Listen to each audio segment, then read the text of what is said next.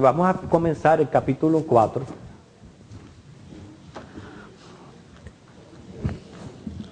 Pablo sigue tratando con aquel problema que le habían presentado, la causa de divisiones en la iglesia. Es un problema bastante serio y por eso es que una y otra vez él trata de darle las directrices imprescindibles que puedan llevarles a ellos a enfocar su mente en Cristo y en cómo debían de considerar aquellos que los estaban sirviendo. Por eso fue que en la clase anterior él les decía a los corintios, a ustedes les pertenece todo les pertenece. Entonces dice el 4, versículo 1, así pues, tengamos los hombres, aquellos que habían causado las divisiones, pero fueron las causas de las divisiones, por servidores de Cristo y administradores de los misterios de Dios. Ese solo versículo, hermano, tiene tanta enseñanza que es increíble. Si pudiéramos dividirlo en dos partes, bueno, tendríamos que ver a los líderes de la iglesia como siervos de Dios o servidores de Cristo, y en segundo, como administradores de los misterios de Dios. Ninguno de nosotros tiene excusa para no servir. Y ninguno de nosotros tiene base para creerse que uno es más que otro. Ninguno, nadie, absolutamente nadie. Y la razón básica es porque el mismo Cristo, que es Rey de Reyes y Señor de Señores, dice ahí Filipenses 2, que es la parte de su kenosis o su humillación. Él se humilló hasta lo sumo. Él se humilló hasta lo sumo para convertirse en un siervo de nosotros los hombres. Y claramente él dice ahí, haya también este mismo sentir en cada uno de nosotros. ¿Quiénes somos? Somos siervos de Dios. Por tanto, como siervos de Dios,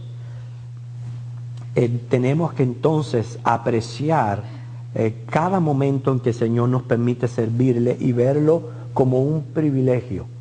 Yo no sé si usted puede sentir también en algunos, y yo pienso que eso viene por debilidad o inmadurez, donde hay personas que se notan en su manera de expresarse como que si le estuvieran haciendo un favor a la iglesia o al pastor con venir al templo o con hacer esto o hacer lo otro. Usted no ha notado a veces en algunas personas ese aire de que como que yo te voy a hacer un favor por ir a la iglesia, y cuando no debe de ser así. Nosotros hemos sido favorecidos por Dios. Por tanto, es un tremendo privilegio que el Señor a mí me da. La mínima cosa que yo hago es un tremendo privilegio para el Señor. Miren, esto se los pongo de ejemplo porque me gusta resaltar cosas así pequeñas para que nosotros nos demos cuenta cuánto hay que servir al Señor. Cuando nosotros hicimos el cambio de iglesia, toda nuestra música por ley tiene que tener un número de código impreso, un numerito que es tu licencia de derecho a copia, y eran cientos y cientos y cientos y cientos, y todas esos han tenido que cambiarse para un nuevo número. Nuestra hermana Miriam nos ha ayudado a ir, y yo no se lo estoy diciendo para hablarle a ella, pero hasta en esa mínima cosita, hermano, ese es un servicio al Señor, y nosotros tenemos que verlo como un privilegio, un favor, más bien que nosotros tenemos de hacer cosas para el reino de los cielos. Y nosotros todos los hombres tenemos que verlo de esa manera. Alguien dijo, el servicio es la renta que pagamos por el lugar que ocupamos en el mundo. Está muy bueno eso, ¿verdad? Porque Cristo nos pide, fíjense, 3 cosas. Orar, dar y evangelizar. El orar va a mostrar un corazón tierno, porque cuando el Señor pone un corazón en nosotros, pone esa ternura, eso es lo que nos mueve a sentir la necesidad del hermano como si fuera nuestra, y a llevarlo ante el Señor en oración. Entonces oramos porque tenemos un corazón tierno. Y no solamente oramos por nosotros, sino oramos por otros también. Dar es la mano abierta. El cristiano siempre tiene que estar dispuesto a dar a otro y a proveer la necesidad de otro. Y evangelizar son los pies dispuestos. O sea que a eso nos pide el Señor, que demos con un corazón tierno, con una mano abierta y los pies dispuestos a predicar el Evangelio. Se cuenta de un soldado moribundo en la guerra, que ya en sus últimos momentos, él le dice a un compañero que él quería darle un mensaje a su madre y a su maestra de escuela dominical. Fíjense para que ustedes vean. Le dice, a mi madre dile que yo muero orgulloso de haber sido un hijo suyo.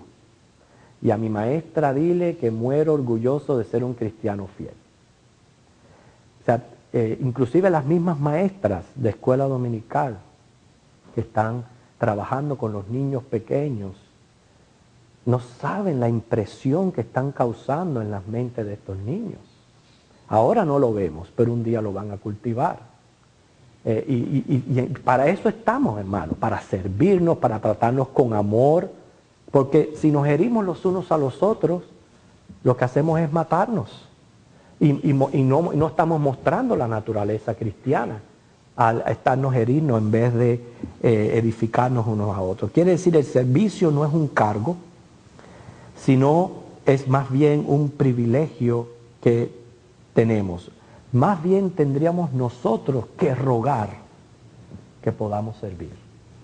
En vez de que nos rueguen a nosotros que hagan algo, más bien nosotros rogar que hayan oportunidades de servir. Así es que debemos de apreciar, y así son los líderes que hay delante de nosotros. Los líderes tienen que dar el ejemplo en el servicio.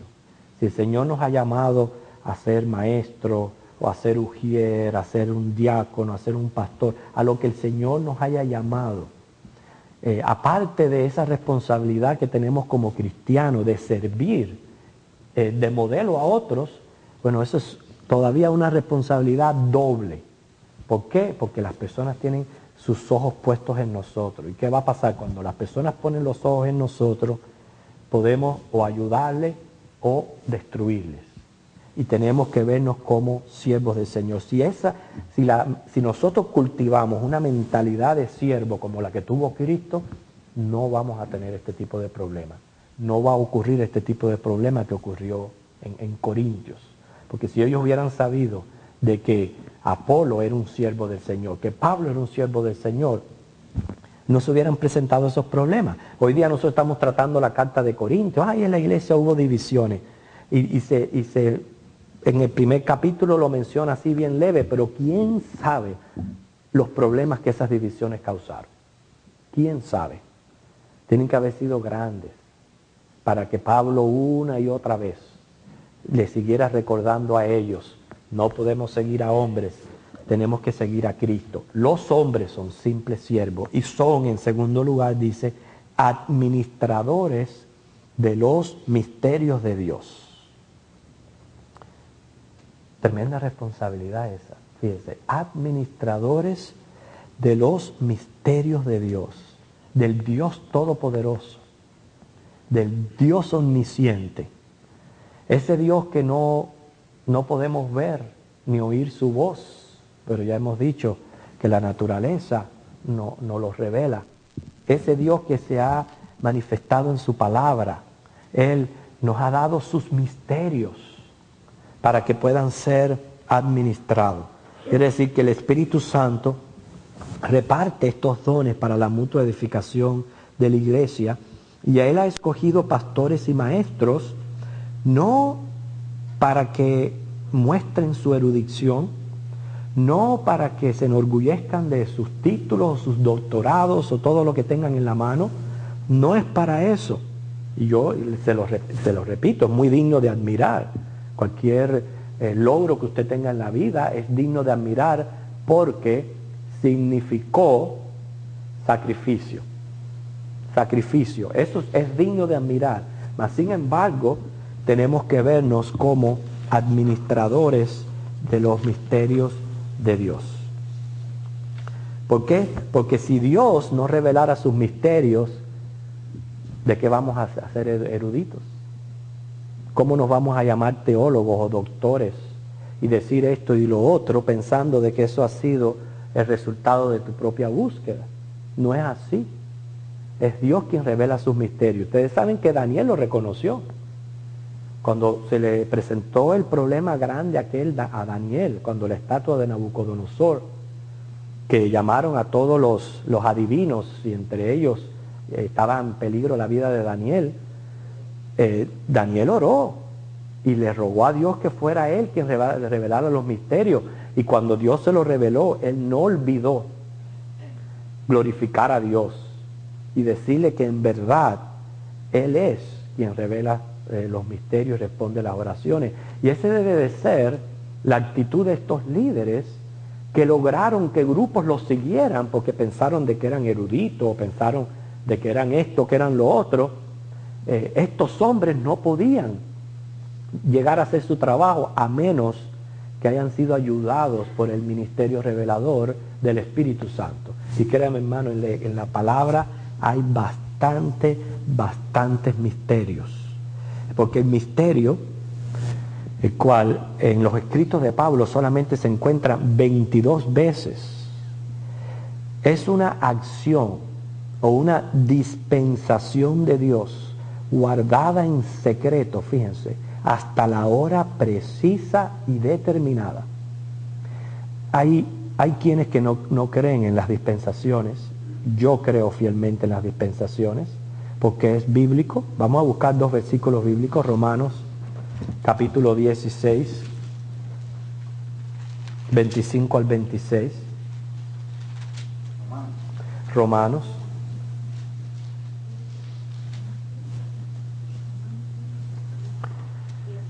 Dice: y al que puede confirmaros según mi evangelio y la predicación de Jesucristo, según la revelación del misterio que se ha mantenido oculto desde tiempos eternos.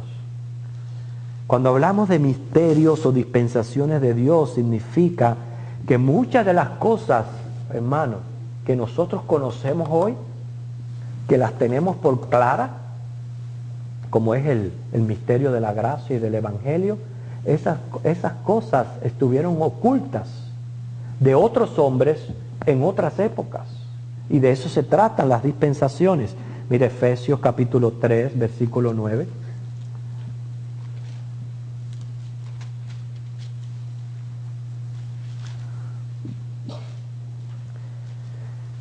Y de aclarar a todos cuál sea la dispensación del misterio escondido desde los siglos en Dios, que creó todas las cosas. Yo sí creo en una revelación progresiva, en las dispensaciones que han ocurrido.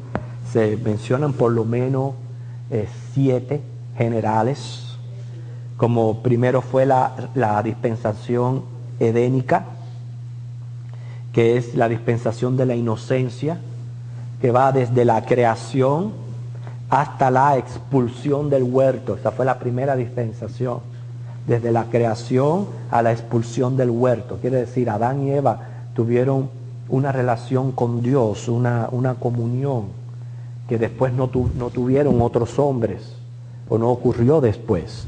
¿Okay?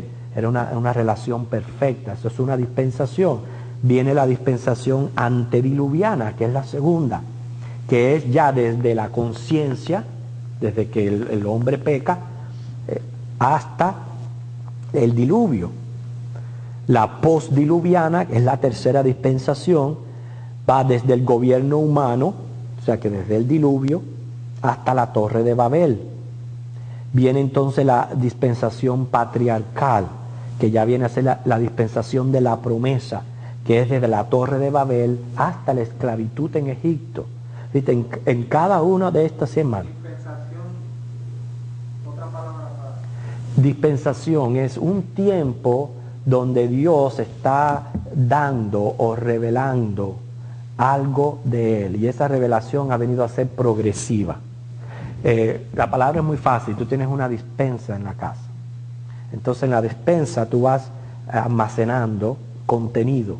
Entonces, cuando hablamos de dispensaciones, son épocas en que Dios ha tenido un trato con el hombre y Él ha revelado algo de su persona o algún propósito específico. Pero lo que estamos viendo es cómo ha venido avanzando las dispensaciones para llevarnos al lugar donde estamos hoy, que es un estado completamente de privilegio.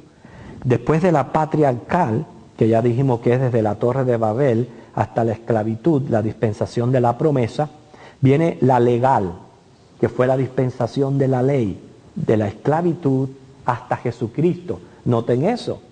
Hermano, la ley, los 10 mandamientos de Dios, no se los dio a Adán, no se los dio a Noé, se los dio a Moisés, para que ustedes vean si la revelación de Dios no es progresiva. ¿Entienden lo que le estoy diciendo? O sea que él fue tratando con el hombre de diferentes maneras. Ya a la vez que fue dada la ley, comenzó a tratar al hombre según la ley, que es la dispensación legal.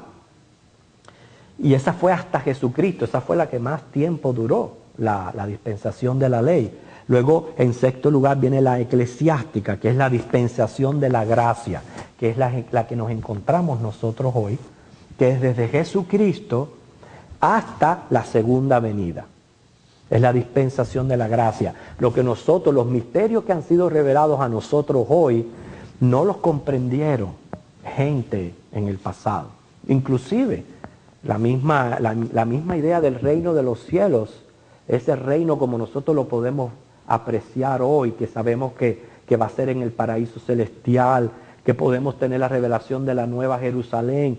Todas esas cosas estuvieron ocultas. Inclusive cuando los profetas profetizaban al respecto, para ellos era oscuro. No lo podían ver con claridad. Y casi siempre la esperanza del creyente del Antiguo Testamento estaba relacionado a esta tierra. Ellos pensaban, por eso ellos siempre querían que en el momento que los enterraran en su tierra. Porque ellos decían que cuando resucitaran, querían resucitar en la tierra prometida o en el contorno prometido a Abraham. No había esa mentalidad que tenemos hoy día para apreciar el cielo y esas cosas. Para que ustedes vean que son misterios que Dios ha ido revelando a través de los tiempos. Y la última, la séptima, es la mesiánica, que ya viene a ser la dispensación del reino. Y de todas es la que más va a durar, porque es desde la segunda venida hasta la eternidad. Y esa va a ser otra dispensación. Y por eso dice Pablo, cuando llegue ese momento, ya vamos a conocer como hemos sido conocidos. O sea, vamos a conocer cosas que hoy día están ocultas o están en misterios. Fíjense, hay misterios bíblicos principales y todos con sus versículos bíblicos. Quizás en la semana que viene vamos a retomar este tema porque ya se está yendo el tiempo y es importante entender y ver estos misterios.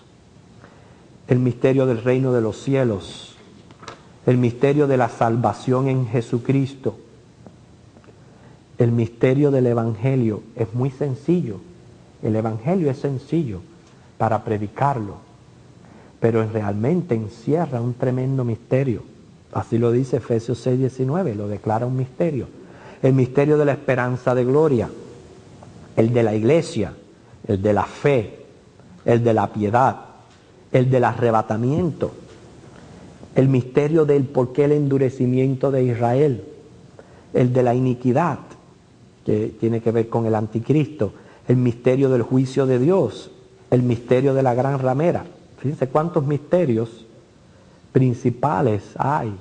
¿Cuántos de ellos los conocemos con claridad?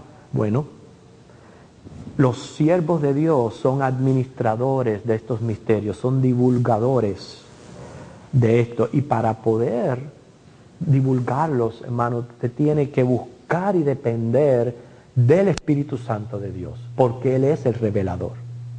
Si no hay búsqueda del Espíritu Santo, usted no va a poder después enseñar estos misterios a la iglesia. Y esa es la posición del líder, ese es su trabajo, orar y depender del Espíritu Santo, estudiar y buscar del Señor para después poder dar. Pero el oyente tiene que ver a ese líder como un simple administrador de lo que Dios revela, porque si Dios corta y no dice nada, no tiene nada que hablar, no tiene nada que decir, absolutamente nada. Por eso es que muchas veces ustedes ven los púlpitos, tienen que llenarlos con cosas de humano y con historietas y con esto y con lo otro y hablar de esto y hablar de lo otro, llenar el espacio, porque no están buscando que el Espíritu Santo haga así y les revela a la iglesia tantos misterios que nosotros tenemos que escudriñar y aprender y aprender. Y por eso es que Pablo les habla a los corintios de esta manera. Pero la semana que viene vamos a retomar este tema con relación a los misterios de Dios. Señor les bendiga, hermano.